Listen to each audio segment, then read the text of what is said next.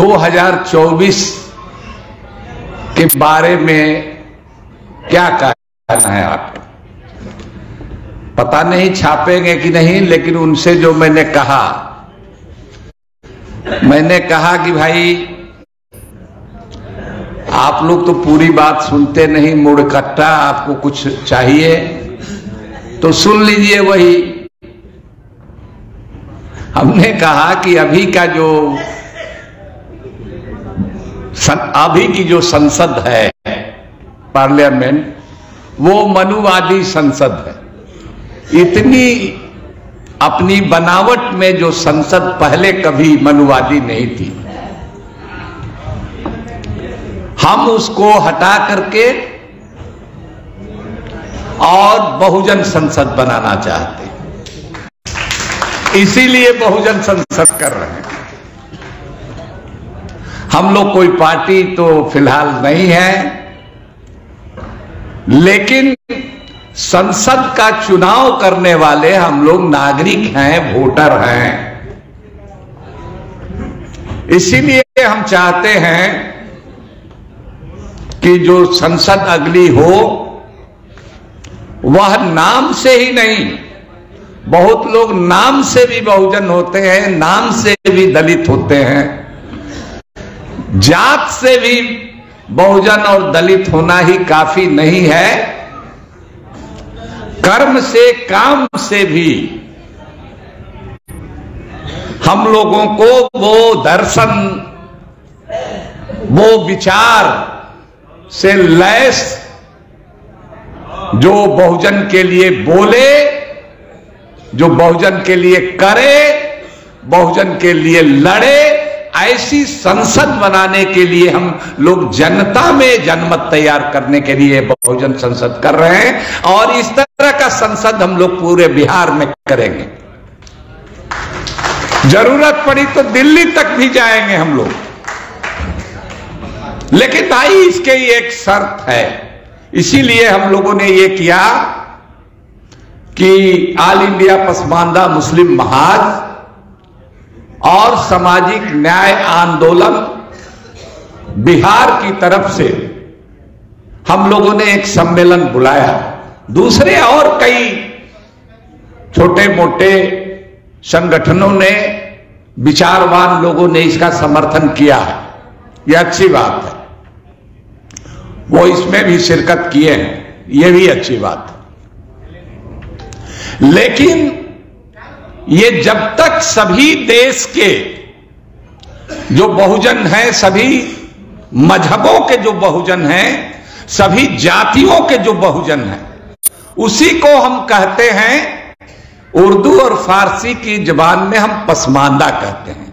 बहुजन माने पसमानदा ही होता है। We are in majority. हमको जब लोग अकलियत कहते हैं, अल्पसंख्यक कहते हैं, तो हमको बड़ी चिढ़ होती है। मरसक अकलियत बोलते नहीं है, परहेज करते हैं कि हम लोग तो अक्सरियत के लोग हैं, मेजॉरिटी के लोग हैं, हम लोग बहुजन हैं, इस देश के हम लोग मूल निवासी हैं। हमको अकलियत काहे कहते हैं? तो जानते हैं अकलियत क्यों कहता है? अकलियत इसलिए कहता है एक हीन भावना भरी जाए। अंग्रेजी में कहते हैं इंफीरियरिटी कम्प्लेक्स पैदा करने के लिए। उर्दू में कहते हैं एहसास कमतरी पैदा करना चाहता है, इसलिए अकलियत हमको कहता है। हम कहते हैं कि हम अकलियत नहीं है, हम इस देश के पसमानदा हैं, हम इस देश के बहुजन हैं, हम इस देश के मूल निवासी हैं। इसलिए हम ये एकता चाहते हैं। और बिना ये किए, ए जरा बगल से हट हो जाइए, इन लोगों का भी ड्यूटी है। तो साथियों, बहुजन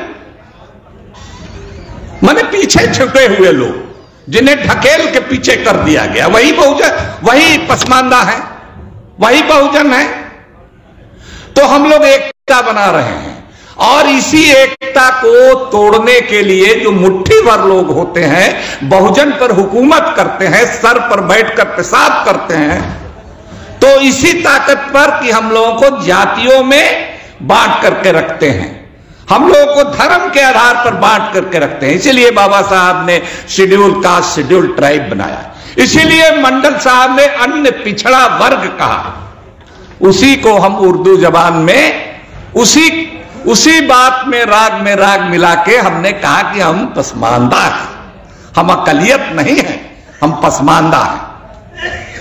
लेकिन इसको तोड़ने की बड़ी कोशिश हो रही है। अभी देखिए, दो घटनाओं का मैं जिक्र करना चाहता हूं। कल एक बयान भी इस पर जारी किया था, मीडिया वालों से भी कहा है छापेंगे नहीं, हमने कहा भी उनसे कि छापो या न छापो, लेकिन हम कहां कहेंगे, हम आपसे कह रहे हैं। अभी होली गुजरी है, 8 मार्च को होली थी, उसी दिन अंतर्राष्ट्रीय महिला दिवस था। उस दिन बेगूसराय में क्या हुआ? बेगूसराय में 2 पसमानदा लड़कियों के साथ गैंग रेप हुआ। एक लड़की तो 6 साल की है, एक दूसरी लड़की 10 साल की है। 6 साल की लड़की अस्पताल में जीवन और मरण से जूझ रही है, इतना ब्लीडिंग हुआ है। 10 साल की जो लड़की है, उसका गाल को इतना जोर से दांत से काटा है कि अंदर से कई दांत बाहर से मांस के लुथड़े निकल आए हैं, तो उसका दांत भी दिखाई पड़ रहा है। ये काम कौन किया है? होली जैसे खुशी के दिन में इस तरह का धातकर्म बजरंग दल का आदमी किया है, वो गिरफ्तार हुआ है। बीबीसी के संवाददाता को उसके बाप ने कहा है कि हमारा बेटा बजरंग दल में था, बबलू राय नाम उसका। 2 लोग गिरफ्तार हुए हैं।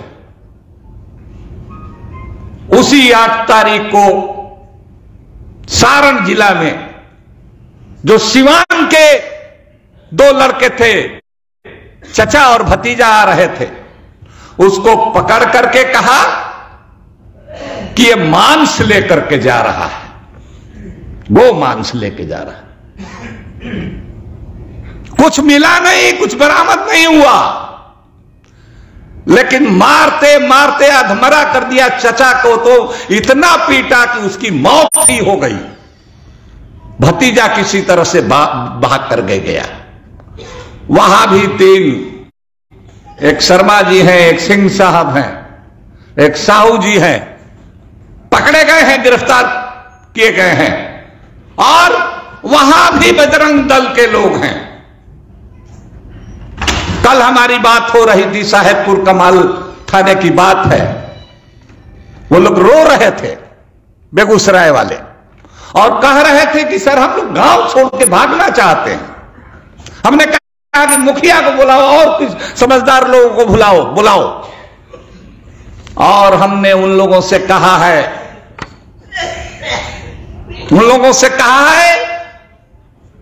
कि भागने से नहीं होगा, भागो मत, गांव छोड़ करके रहो गांव में।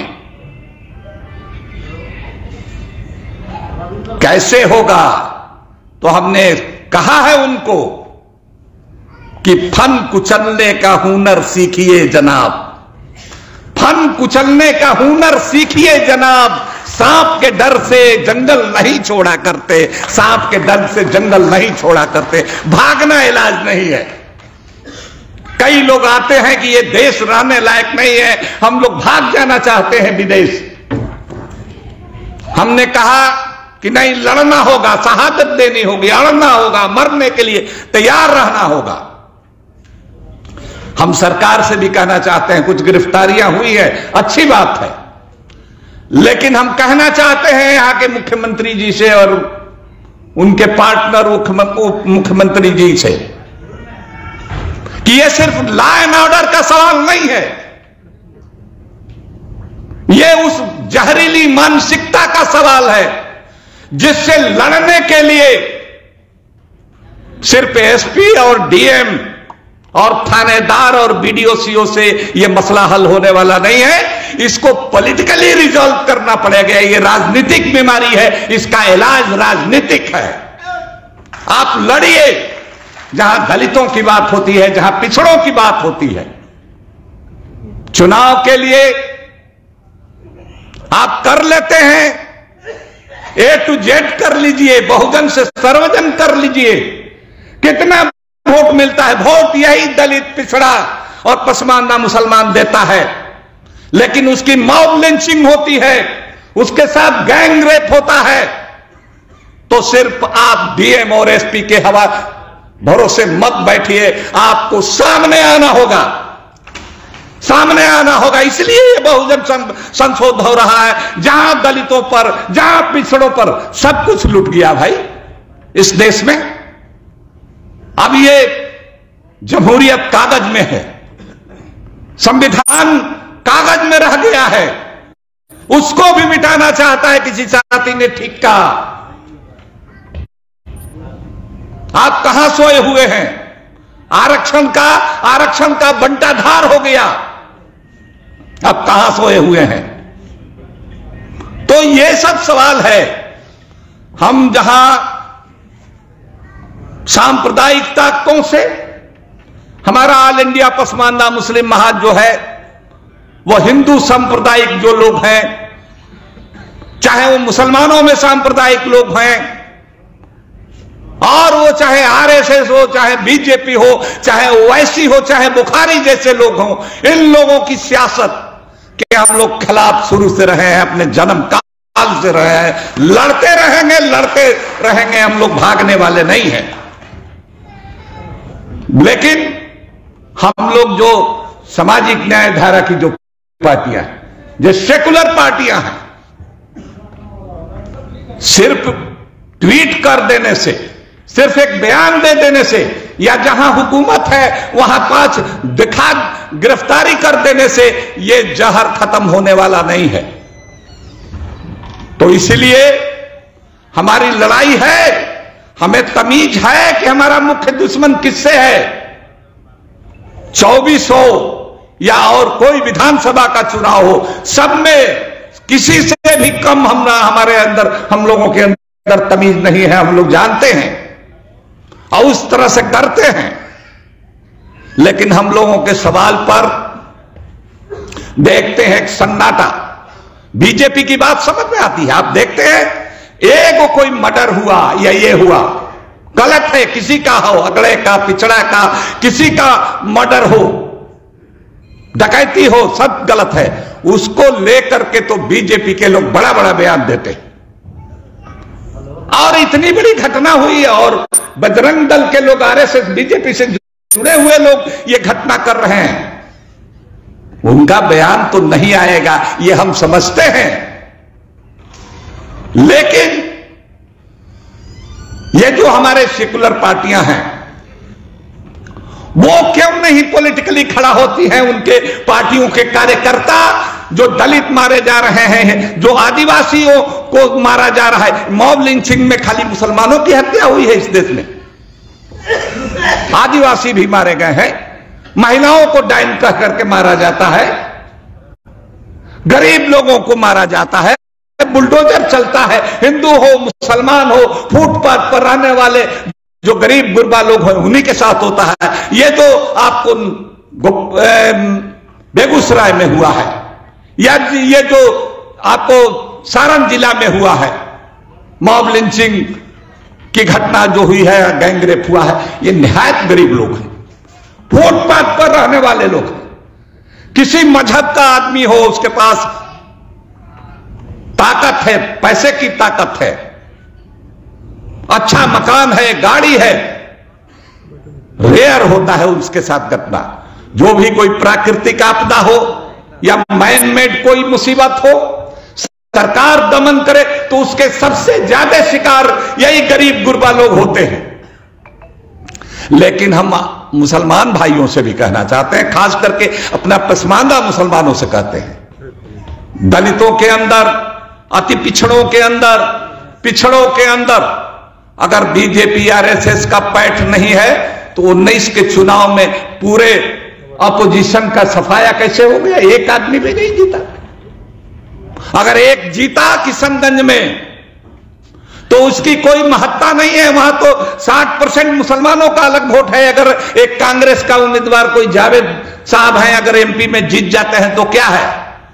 तो इस बात को सीखें, सिर्फ पार्टियों का जोड़ तोड़ से नहीं, अगर सिद्धांत विहीन रास्ता अगर अख्तियार करेंगी ये पार्टियां और मुखर होकर के दलितों, पिछड़ों, आदिवासियों, बहुजनों की बात नहीं करेगी। कोई परशुराम भगवान की मूर्ति बनाता है, कोई फरसा लेकर के चलता है। हम मानते हैं कि किसी धर्म के देवी देवता या किसी के आराध्य देव के बारे में किसी को भी अपमानजनक बात नहीं कहनी चाहिए, लेकिन वो अलग मामला है। इसको राजनीति में क्यों लाते हैं? हमारे राजनीतिक नेता ये क्यों कहते हैं? इस तरह की बात क्यों करते हैं? लेकिन दलित पिछड़ों की बात होती है तो उसमें सर्वजन की बात करने लगते हैं, A to Z की बात करने लगते हैं। तो ये हमारी समस्या है। अब तो हद तो तब हो गई, हिंदू दलितों में, आदिवासियों में, अति पिछड़ों में घुसपैठ करने के बाद अब ये जो हुकूमत है भाजपा और आरएसएस, मुसलमानों में भी आजकल बहुत पसमानदा रट रहे हैं।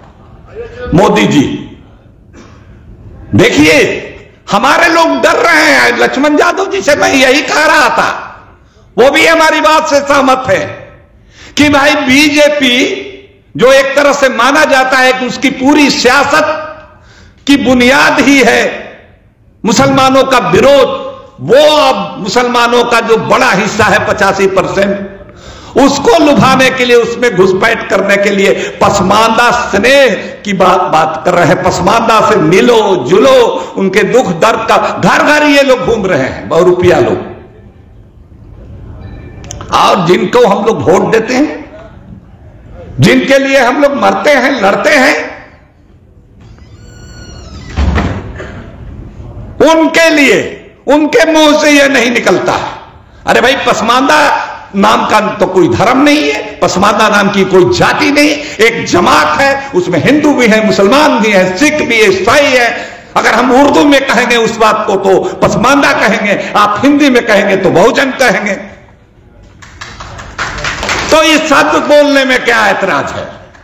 तो हम कहना चाहते हैं कि जो लोग हम लोगों को रिकॉग्नाइज नहीं करते हैं, नजरअंदाज करने की कोशिश करते हैं, कहीं ऐसा ना हो जाए कि हम लोग भी नजर से उतार दें। अगर हम लोग नजर से उतार देंगे तो कहीं के नहीं रहेंगे, कहीं के नहीं रहेंगे इन लोगों से। इसलिए भाई, दो बात हम कहेंगे। नौजवान लोगों को हमको बड़ी मजा आ रहा था, 20-25 साल पत्रकार रहे हैं, लोगों का भाषण सुनने में ही ज्यादा मजा आता है। सुनते रहे, हमने ही कहा हमको उद्घाटन भाषण करना था, हमने कहा कि नहीं, पहले नए लोगों को बुलवाइए, हम होगा समय मिलेगा तो थोड़ा बोलेंगे। आज भी हम कटौती करते हैं और अपना पूरा समय लक्ष्मण यादव जी को देते हैं। नौजवानों में ज्यादा ऊर्जा, हम लोग अब सीनियर सिटीजन की कैटेगरी में आ गए। इसलिए सभी लोगों से हम लोग कहते हैं कि अपने अपने यहां से नौजवानों को निकालिए। जो लड़ाई है बड़ी मुश्किल दौर से गुजर रही है। अगर 24 में हार गए, अगर ये बहुजन समाज 24 में हार गया और मनुवादी जो संसद है उसका स्वरूप बदल कर बहुजन संसद नहीं बना, तो इस देश में न संविधान बचेगा, न इस देश में जमहूरियत बचेगी, इस देश में फासिज्म आ जाएगा। ये है, इसलिए करो या मरो का समय है। या तो लड़ना है, पीछे नहीं हटना है इस जज्बे के साथ। तो दो बात हम कहेंगे। एक तो हम कहेंगे अपने लोगों को सावधान करते हुए कि ये जो बहुजन स्नेह यात्रा, घड़ियाली आंसू मोदी जी बहा रहे हैं, उनके लिए एक कहेंगे। एक शेर के जरिए कह करके अपनी बात खत्म करते हैं। अपने लोगों को आगाह करते हुए, अमीर शहर की हमदर्दियों से बच के रहना, अमीर शहर की हमदर्दियों से बच के रहना। ये सर से बोझ नहीं, सर ही उतार लेते हैं, सर ही उतार लेते हैं। और दूसरा अपोजिशन पार्टियों से हम कहेंगे कि तू इधर उधर की बात न कर, ये बता कि कारवां क्यों लुटा।